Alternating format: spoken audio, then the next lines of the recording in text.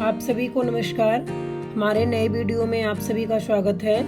आज मैं जो प्रश्न करवाने जा रही हूँ वो हिंदी गद्य का विकास से लिया गया है। ठीक है, ये रहा पहला प्रश्न। हिंदी शब्द का विकास संस्कृत के किस शब्द से हुआ है?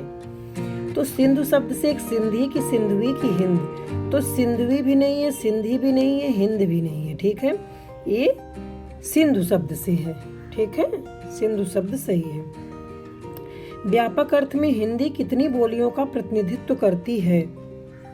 तो 8 की तो नहीं करती, 12 की भी नहीं करती, 4 की भी नहीं करती। ठीक है, ये करती है 17 या 18। व्यापक अर्थ में हिंदी कितनी बोलियों का प्रतिनिधित्व करती है? तो 17 या 18 करती है। ठीक है, अगला प्रश्न है, सिंधु का हिंद किस भाषा के अंतर्गत होता है? सिंधु का हिंद किस भाषा के अंतर्गत होता है? तो ये फारसी भाषा के अंतर्गत होता है। ठीक है, अरबी, जर्मन, ग्रीक से नहीं होता। अगला प्रश्न है, भाषा विज्ञान में हिंदी कितनी बोलियों का प्रतिनिधित्व करती है? तो 28 नहीं, 17 नहीं, 18 भी नहीं। कितने भाषा विज्ञान में हिंदी कितनी बोलियों का प्रतिनिधित्व करती है ये बताना है। तो 8 का प्रतिनिधित्व करती है। ठीक है, अगला प्रश्न है, हिंद, हिंदू, हिंदी शब्द का प्रयोग सर्वप्रथम किसने किया था? हिंद, हिंदू, हिंदी शब्द का प्रयोग सर्वप्रथम किसने किया था? तो ये आर्यों ने नहीं किया था, यहूदियों ने भी नहीं किया था, ईसाइयों ने भी नहीं किया था। किसने किया था? मुसलमानों ने किया था। ठीक है, अगला प्रश्न है, बजरोया छठी शताब्दी के जबान हिंदी में हिंदी शब्द का अर्थ क्या है? ठीक, तो हिंदी भाषा है कि भारत है कि उपर्युक्त दोनों है कि कोई नहीं है? तो इसमें ये भी नहीं है, ये भी नहीं है, ये भी नहीं है। ठीक है, बजरोया छठी शताब्दी के जबान हिंद में हिंदी शब्द का क्या अर्थ है? भारत है। ठीक है, ये भारत है सही। खुसरो की खालिक बारी में भाषा के लिए किस शब्द का प्रयोग किया गया है? ठीक, तो हिंदवी शब्द का प्रयोग किया गया है। हिंदी इनमें से कोई नहीं, हिंदी नहीं किया गया है। ठीक, अगला प्रश्न है, खड़ी बोली गद्य में रचना प्रारंभ होती है। खड़ी बोली गद्य में रचना प्रारंभ होती है तो 10वीं सदी में नहीं, 14वीं सदी में भी नहीं, 11वीं सदी में भी नहीं, 13वीं सदी में प्रारंभ होती है। ठीक है, अगला प्रश्न है, राजस्थानी गद्य का आरंभिक रूप किस समय से मिलता है? तो ये 13वीं सदी से नहीं मिलता, 7वीं सदी से भी नहीं मिलता, 14वीं सदी से भी नहीं मिलता। कब से मिलता है? राजस्थानी गद्य का आरंभिक रूप 10वीं सदी से मिलता है। ठीक है, 10वीं सदी से मिलता है। अगला प्रश्न है, ब्रजभाषा गद्य का आरंभिक रूप मिलता है, APGT 2009 में आया है। ठीक है, तो ब्रजभाषा गद्य का आरंभिक रूप मिलता है, इसमें क्या मिलता है? 14वीं सदी से। ठीक है, ये 10वीं सदी से नहीं है। ठीक, और 7वीं सदी से भी नहीं है, 11वीं सदी से भी नहीं है। अगला प्रश्न है, आदिकालीन गद्य रचना कुबलय माला कथा के रचयिता हैं। आदिकालीन गद्य रचना कुबलय माला कथा के रचयिता हैं तो उद्योतन सूरी जी हैं। ठीक है, गोरखनाथ सालभद्र सूरी, सोमप्रभ सूरी नहीं है। अगला प्रश्न है, रोडाकृत गद्य की रचना है। रोडाकृत गद्य की रचना है तो इसमें पता होगा आप सबको, राउल वेल है। ठीक है, उक्त व्यक्ति प्रकरण, लताइफे हिंदी, सबरस नहीं है। अगला प्रश्न है, आदिकालीन गद्य रचना है।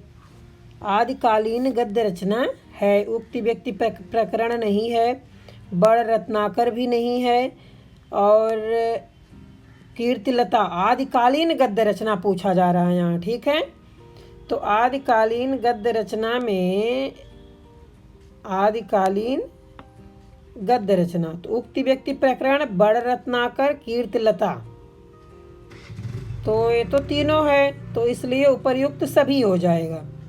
ठीक है, अगला प्रश्न देखते हैं, राजस्थानी गद्य मिलता है। किसमें मिलता है? राजस्थानी गद्य मिलता है मौलिक और अनुदित ग्रंथों में, टीकाओं में। ये क्या लिखा हुआ दिख नहीं रहा? निजी रचनाओं में बीच बीच में टीका के रूप में, कवियों की निजी रचनाओं में बीच बीच में टीका के रूप में। ठीक है, तो इसका जो है राजस्थानी गद्य मिलता है, ये उपर्युक्त सभी रूपों में मिलता है। ठीक है, इसका आंसर है उपर्युक्त सभी रूपों में मिलता है। ठीक, अगला प्रश्न है, ब्रजभाषा गद्य की अखंड परंपरा चलती है। ब्रजभाषा गद्य की अखंड परंपरा चलती है तो भक्तकालीन कृष्ण भक्त कवियों से चलती है। ठीक है, विद्यावती की पदावली, गोरखनाथ से, लल्लू लाल से नहीं चलती। अगला प्रश्न है, ब्रजभाषा गद्य की पुस्तक श्रृंगार रस मंडन के रचनाकार हैं। तो ये गोकुलनाथ नहीं, बैकुंठमणि नहीं, नाभादास नहीं, फिर कौन है? विट्ठल नाथ दास जी हैं। ठीक है, ब्रजभाषा गद्य की पुस्तक श्रृंगार रसमंडन के रचनाकार है विट्ठल नाथ जी। ठीक, अगला प्रश्न है, लल्लू लाल की ब्रजभाषा गद्य की रचना कौन सी है? तो प्रेम सागर नहीं है, लाल चंद्रिका भी नहीं है, और ये भी नहीं है। इसके कहने से सब तो नहीं होगा। राजनीति हितोपदेश है। ठीक है, लल्लू लाल की ब्रजभाषा गद्य की रचना कौन सी है? राजनीति हितोपदेश है। ठीक, अगला प्रश्न है, दक्षिणी हिंदी गद्य की प्राचीनतम पुस्तक मेरा जुल आशिकीन के लेखक हैं। कौन है? मुल्ला वजही नहीं, कुतुब शाह नहीं, सैयद हुसैन नहीं, तो कौन है? बंदा नवाज गेसू दराज। दक्षिणी हिंदी गद्य की प्राचीनतम पुस्तक मेरा जुल आशिकीन के लेखक हैं बंदा नवाज गेसू दराज। ठीक है, अगला प्रश्न है, मुल्ला वजही की गद्य कृति है। कुतुब मुस्तरी नहीं, शिकारनामा नहीं, ये भी नहीं, तो क्या है? सबरस है। मुल्ला वजही की गद्य कृति सबरस है। ठीक, अगला प्रश्न है, आचार्य शुक्ल ने खड़ी बोली गद्य की प्रथम रचना किसे माना है? ये बताना है। तो चंद छंद वर्णन की महिमा को माना है। ठीक है, चंद छंद वर्णन की महिमा को माना है। ठीक, अगला प्रश्न है, ये सब नहीं माने हैं। ठीक है, अगला प्रश्न है, मिश्र बंधुओं ने हिंदी का प्रथम गद्य लेखक माना है। तो किसको माना है बताना है यहाँ। तो लल्लू लाल को नहीं माना, राम प्रसाद निरंजनी को भी नहीं माना, ज्योतिश्वर ठाकुर को भी नहीं माना। किसको माना? गोरखनाथ जी को माना है। मिश्र बंधुओं ने हिंदी का प्रथम गद्य लेखक माना है गोरखनाथ जी को। ठीक है, अगला प्रश्न है, गोविंद राजगुरु ने भाषा योग वशिष्ठ को किस लिपि में लिखा हुआ बताया है? फारसी लिपि में नहीं, खश लिपि में नहीं, कुटिल लिपि में नहीं, किस में माना है? गुरमुखी लिपि में। ठीक है, गोविंद राजगुरु ने भाषा योग वशिष्ठ को किस लिपि में लिखा हुआ है? तो उस लिपि का नाम है गुरमुखी लिपि। समझ में आया? दौलत राम जैन द्वारा लिखी गद्य की पुस्तक कौन है? तो सत्यार्थ प्रकाश नहीं है, हरिवंश पुराण भी नहीं है, विष्णु पुराण भी नहीं है, पद्म पुराण वचनिका है। ठीक है, दौलत राम जैन द्वारा लिखी गद्य पुस्तक का नाम है पद्म पुराण वचनिका। ठीक, अगला प्रश्न, भागवत पुराण का अनुवाद सुखसागर नाम से किसने किया? तो सदा सुखलाल जी ने किया था। ठीक है, ये सब नहीं है। अगला प्रश्न है, रानी केतकी की कहानी किस शैली में लिखी गई है? ठीक, तो उर्दू शैली में नहीं लिखी गई, विवेचनात्मक शैली में भी नहीं, काव्यात्मक शैली में भी नहीं, किसमें है? हास्यात्मक शैली में लिखी गई है। रानी केतकी की कहानी हास्यात्मक शैली में लिखी गई है। अगला प्रश्न है, एक दिन बैठे बैठे यह बात अपने ध्यान में चढ़ी कि कोई कहानी ऐसी कहिए जिसमें हिंदी की छुट और किसी बोली का पुट ना मिले। ये पंक्ति किसकी है? तो शुक्लाल की नहीं है, सदल मिश्र की भी नहीं, आचार्य शुक्ल की भी नहीं है। ये कहानी है इंसा अल्लाह खां की। ठीक, अगला प्रश्न, रानी केतकी की कहानी की भाषा है? रानी केतकी की कहानी की भाषा है तो भाषा है खड़ी बोली। ठीक है, हिंदुस्तानी संस्कृत ब्रजभाषा नहीं है। अगला है, आलसियों का कोड़ा किसकी रचना है? आलसियों का कोड़ा किसकी रचना है? लल्लू लाल का नहीं है, सदल मिश्र का भी नहीं है, इंसाअल्लाह खां का भी नहीं, तो किसका है? सितारे हिंद का है। ठीक है, आलसियों का कोड़ा सितारे हिंद की रचना है। ठीक, अगला प्रश्न है, रानी केतकी की कहानी के लेखक हैं? तो रानी केतकी की कहानी के लेखक कौन है? सदल मिश्र तो नहीं है, लल्लू लाल भी नहीं, सदा सुखलाल भी नहीं है, ये इंसाअल्लाह खां है। ठीक है, ये पीजीटी 2004 में भी आया है, टीजीटी 2002 में भी आया है। ठीक है, अगला प्रश्न देखते हैं, सदल मिश्र की भाषा का विशेषता है? पीजीटी 2010 में आया है। ठीक है, सदल मिश्र की भाषा की विशेषता है। अब कौन सी विशेषता है? पूर्वीपन है कि उर्दू की प्रमुखता है कि सहज एवं प्रवाहमयी भाषा है कि किस्सा गोई है? ठीक है, ये बताना है। तो इसमें पूर्वीपन है। ठीक है, पूर्वीपन है और ये सब नहीं है। ठीक है, अगला प्रश्न है, फोर्ट विलियम कॉलेज की स्थापना किस वर्ष हुई?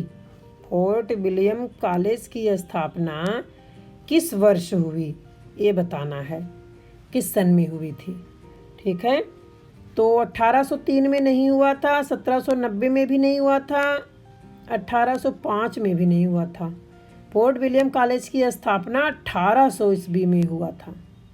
ठीक है, अगला प्रश्न है, फोर्ट विलियम कॉलेज में भाषा मुंशी कौन था? फोर्ट विलियम कॉलेज में भाषा मुंशी कौन था? तो इंसाअल्लाह खां नहीं थे। ठीक है, गिलक्राइस्ट भी नहीं है, ग्रियर्सन भी नहीं है, तो ये कब है? लल्लू लाल है। ठीक है, फोर्ट विलियम कॉलेज में भाषा मुंशी कौन था? लल्लू लाल जी है। ठीक है, अगला प्रश्न है, लल्लू लाल द्वारा लिखित कुल पुस्तकों की संख्या कितनी है? लल्लू लाल द्वारा लिखित कुल पुस्तकों की संख्या कितनी है? तो 14 है। ठीक है, 15, 12, 16 नहीं है। अगला प्रश्न है, लल्लू लाल की सर्व प्रसिद्ध पुस्तक है? लल्लू लाल की सर्व प्रसिद्ध पुस्तक है तो चंद्रावती नहीं है, उदयभान चरित भी नहीं है, मसादी रे भाषा भी नहीं है। ठीक है, तो कौन है? प्रेम सागर है। हाँ, अगला प्रश्न देखते हैं, राम प्रसाद निरंजनी की रचना कौन सी है? ये नेट 2002 में आया है, पीजीटी 2009 में आया है। ठीक है, तो राम प्रसाद निरंजनी की रचना कौन सी है? तो भाषा योग वशिष्ठ है। ठीक है, भाषा योग वशिष्ठ है। ठीक, ये भागवंती, सुख सागर, प्रेम सागर नहीं है। अगला प्रश्न है, सुख सागर के रचयिता हैं? सुख सागर के रचयिता हैं, नाभादास नहीं है, सदल मिश्र भी नहीं है, इंसाअल्लाह खां भी नहीं है, तो कौन है? सदा सुखलाल जी हैं। सुख सागर के रचयिता हैं सदा सुखलाल। ठीक है, अगला प्रश्न है, नासिकेतोपाख्यान के रचयिता हैं? नासिकेतोपाख्यान के रचयिता कौन है? सदल मिश्र जी हैं, इंसाअल्लाह खां, दौलत राम, राम प्रसाद निरंजनी नहीं है। अगला प्रश्न है, नासिकेतोपाख्यान का दूसरा नाम क्या है? तो उदयभान चरित नहीं है, मसादिरे भाषा नहीं है, ये भी नहीं है। कौन है? नासिकेतोपाख्यान का दूसरा नाम है चंद्रावती।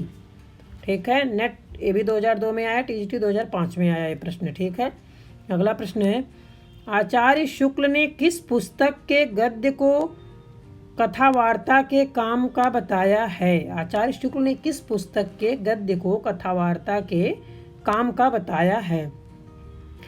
तो ये प्रेम सागर को बताया है। ठीक है, राजनीति या वर्तिका, भाषा योग वशिष्ठ, चंद्रावती को नहीं बताया है। अगला प्रश्न है, माधव विलास के रचनाकार कौन है? पीजीटी 2009 में आया है ये। ठीक है, तो माधव विलास के रचनाकार हैं लल्लू लाल जी। ये सदल मिश्र, सदा सुखलाल, इंसाअल्लाह खां नहीं है। ठीक है, अगला प्रश्न है, कलकत्ता में फोर्ट विलियम कॉलेज के संस्थापक थे? टीजीटी 2005 में आया है। ठीक है, तो मार्क्स वेलेजली है। ठीक है, मार्क्वर्स वेलेजली। ठीक है, डलहौजी, सदल मिश्र, किलक्राइस्ट नहीं है। अगला प्रश्न है, फोर्ट विलियम कॉलेज की स्थापना, ये नोट है, प्रश्न नहीं है। कोलकाता में फोर्ट विलियम कॉलेज के संस्थापक थे, तो गिलक्राइस्ट नहीं थे, सदल मिश्र भी नहीं थे, डलहौजी भी नहीं थे, ठीक है। और मार्क्सवस वेल्जली थे, ठीक है। और इसके इनके बारे में, फोर्ट विलियम कॉलेज की स्थापना वेल्जली ने की थी, जबकि गिलक्राइस्ट हिंदुस्तानी भाषा के प्रोफेसर बनाए गए थे, ठीक है। जबकि गिलक्राइस्ट हिंदुस्तानी भाषा के प्रोफेसर बनाए गए थे। साभार हिंदी का गद्य साहित्य, डॉक्टर रामचंद्र तिवारी। अगला प्रश्न है, उदयभान चरित के लेखक हैं। उदयभान चरित के लेखक कौन हैं? तो उदयभान चरित के लेखक हैं इंसाअल्लाह खां, लल्लूलाल, सदल मिश्र, सदा शुक्लाल नहीं है, ठीक है। अगला प्रश्न है, आचार्य शुक्ल ने गद्य के आरंभिक 4 उन्नायकों में जिनका उल्लेख किया है उनमें कौन है? तो सदा शुक्लाल नहीं है, सदल मिश्र भी नहीं है, इंसाअल्लाह खां भी नहीं है। आ गया समझ में आपको? क्या बताया आपका दिमाग प्रश्न देखते ही? बताइए, मैंने सही किया कि गलत किया? गलत की हूँ बच्चों। ये जो है ये सब हटाना पड़ेगा, ठीक है। इसमें उपर्युक्त सभी है। आचार्य शुक्ल ने गद्य के आरंभिक 4 उन्नायकों में जिनका उल्लेख किया है उनमें सदा शुक्लाल, सदल मिश्र, इंसाअल्लाह खां, ये सभी हैं। इसलिए यहाँ आंसर हो जाएगा उपर्युक्त सभी, ठीक है। अगला प्रश्न है, श्रद्धाराम फिल्लौरी की गद्य कृति है। तो इसमें कथासार नहीं, भूगोल सार नहीं, हिंदी भाषा भी नहीं है, ठीक है। श्रद्धाराम फिल्लौरी की गद्य कृति है सत्यामृत प्रवाह। सत्यामृत प्रवाह है। अगला प्रश्न है, बनारस संस्कृत कॉलेज की स्थापना किस वर्ष हुई? तो 1780 में नहीं हुई, 1795 में भी नहीं हुई थी, 1800 में भी नहीं हुई थी। किस में हुई थी? 1791 ईस्वी में हुई थी। बनारस संस्कृत कॉलेज की स्थापना 1791 ईस्वी में हुई थी, ठीक है। अगला प्रश्न है, बुड घोषणा पत्र कब प्रकाशित हुआ? बुड घोषणा पत्र कब प्रकाशित हुआ? तो सन 1854 में प्रकाशित हुआ था। 1850, 1851, 1857 में नहीं हुआ था। अगला प्रश्न है, आचार्य शुक्ल ने खड़ी बोली गद्य का प्रथम प्रौढ़ लेखक किसे माना है? प्रथम प्रौढ़ लेखक किसे माना है? तो गंग कवि को नहीं माना, दौलत राम को भी नहीं माना, इंसाअल्लाह खां को भी नहीं माना। किसको माना है? राम प्रसाद निरंजनी को माना है, ठीक है। आचार्य शुक्ल ने खड़ी बोली गद्य का प्रथम प्रौढ़ लेखक राम प्रसाद निरंजनी को माना है, ठीक। अगला प्रश्न है, सुरासुर निर्णय किसकी रचना है? सुरासुर निर्णय किसकी रचना है? तो राम प्रसाद निरंजनी की नहीं है, इंसाअल्लाह खां की भी नहीं है, सदल मिश्र की भी नहीं है। तो किसकी है? मुंशी सदा सुखलाल जी की है, ठीक है। मुंशी सदा सुखलाल जी की है। अगला प्रश्न है, दैनिक बॉम्बे समाचार कहाँ से प्रकाशित हुआ? तो ये मुंबई से प्रकाशित हुआ था, गुजरात, पुणे, कलकत्ता से नहीं हुआ था, ठीक है। अगला प्रश्न है, हिंदी गद्य का प्राचीनतम रूप किस भाषा रूप में मिलता है? किस भाषा रूप में मिलता है? तो गुजराती मिश्रित में नहीं मिलता, ब्रजभाषा में भी नहीं मिलता, मैथिली भाषा में भी नहीं मिलता है। किस में मिलता है? राजस्थानी भाषा में मिलता है, ठीक है। आचार्य शुक्ल के अनुसार ब्रजभाषा गद्य का सर्वप्रथम प्रयोग किसने किया है? ये बताना है, सर्वप्रथम प्रयोग किसने किया है? तो गोरखपंथी योगियों ने किया है, ठीक है। गोरखपंथी योगियों ने किया है, ठीक। अगला प्रश्न है, गिलक्राइस्ट किस लिपि के पक्षपाती थे? ये बताना है, गिलक्राइस्ट किस लिपि के पक्षपाती थे? तो फारसी के नहीं थे, नागरी के भी नहीं थे, नंद नागरी के भी नहीं थे, ठीक है। ये थे रोमन के। गिलक्राइस्ट रोमन लिपि के पक्षपाती थे, ठीक। अगला प्रश्न है, लल्लू लाल ने फोर्ट विलियम कॉलेज में भाषा मुंशी थे, कहाँ के रहने वाले थे? प्रश्न है, लल्लू लाल जो फोर्ट विलियम कॉलेज में भाषा मुंशी थे और कहाँ के रहने वाले थे? ये जो है बताना है कि रहने वाले कहाँ के थे। ठीक है, ये देखिए, बनारस के नहीं थे, दिल्ली के भी नहीं थे, आरा के भी नहीं थे, ये कहाँ के थे? आगरा के थे। ठीक है, आगरा के थे रहने वाले। अगला प्रश्न है, स्वामी दयानंद सरस्वती ने सत्यार्थ प्रकाश किस भाषा में लिखा? तो ये खड़ी बोली गद्य में लिखा है, खड़ी बोली गद्य में लिखा है। ठीक है, ब्रजभाषा गद्य मराठी संस्कृत में नहीं लिखा है। अगला प्रश्न है, ब्रह्म समाज की स्थापना किसने की? ब्रह्म समाज की स्थापना किसने की? तो स्वामी दयानंद सरस्वती जी ने नहीं किया। किसने किया? राजा राम मोहन राय जी ने किया है, राजा राम मोहन राय जी ने किया है। ठीक है, केशव चंद्र सेन, गोविंद रानाडे नहीं किया है। ठीक है, अगला प्रश्न है, अवध अखबार के विरोध में हिंदी को एक भद्दी बोली किसने कहा था? तो ग्रियर्सन ने नहीं कहा था, डलहौजी ने भी नहीं कहा था, रामराज ने भी नहीं कहा था। ठीक है, अवध अखबार के विरोध में हिंदी को एक भद्दी बोली किसने कहा था? गारसा द तासी ने कहा था। ठीक है, अगला प्रश्न है, हिंदी गद्य के विकास में सर्वाधिक योगदान किसका रहा? सर्वाधिक योगदान किसका रहा? रामकृष्ण मिशन का नहीं रहा, धर्मसभा का भी नहीं, इंडियन सोसाइटी का भी नहीं। इसमें हिंदी गद्य के विकास में सर्वाधिक योगदान आर्य समाज का रहा। ठीक है, अगला प्रश्न है, विश्व धर्म संसद में भाग लेने के लिए विवेकानंद शिकागो कब गए थे? तो 1793 ईस्वी नहीं, 1896 ईस्वी नहीं, 1900 ईस्वी में नहीं गए थे। ठीक है, एक कब गए थे? 1893 ईस्वी में गए थे। विश्व धर्म संसद में भाग लेने के लिए विवेकानंद शिकागो 1893 ईस्वी में गए थे। ठीक है, याद कर लीजिए। इतिहास तिमिर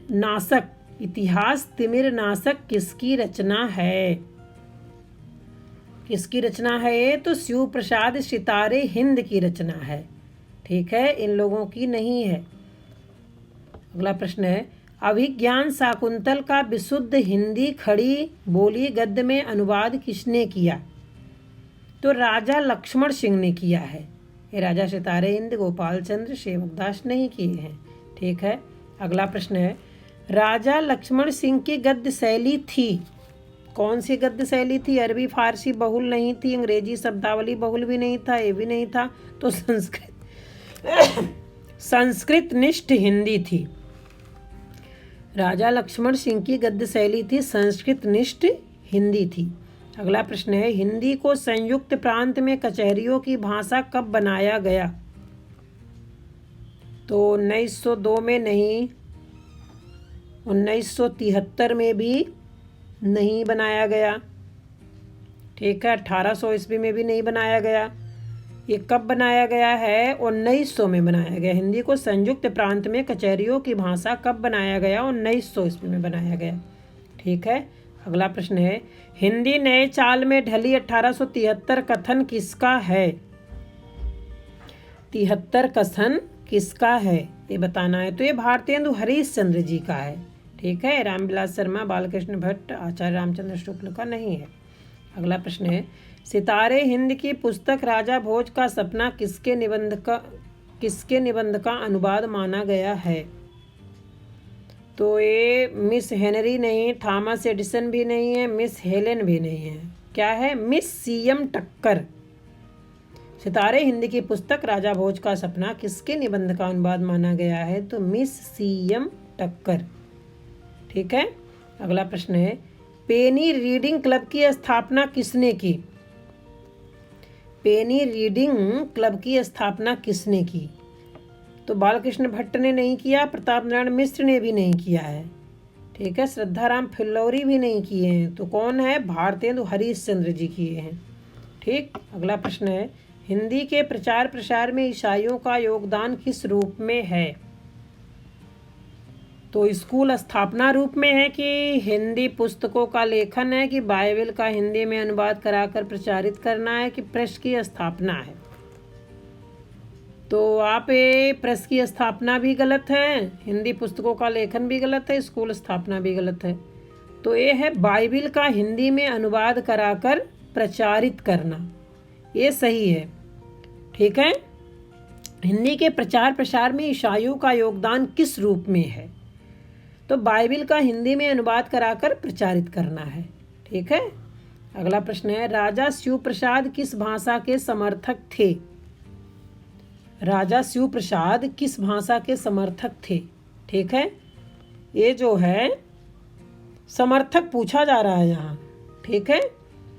तो आम फहम भाषा तथा नागरी लिपि, राजा शिव प्रसाद किस भाषा के समर्थक थे? उस भाषा का नाम था आम फहम भाषा तथा नागरी लिपि। ठीक है। ये संस्कृत निष्ठ, उर्दू, अरबी, फारसी बहुल नहीं था।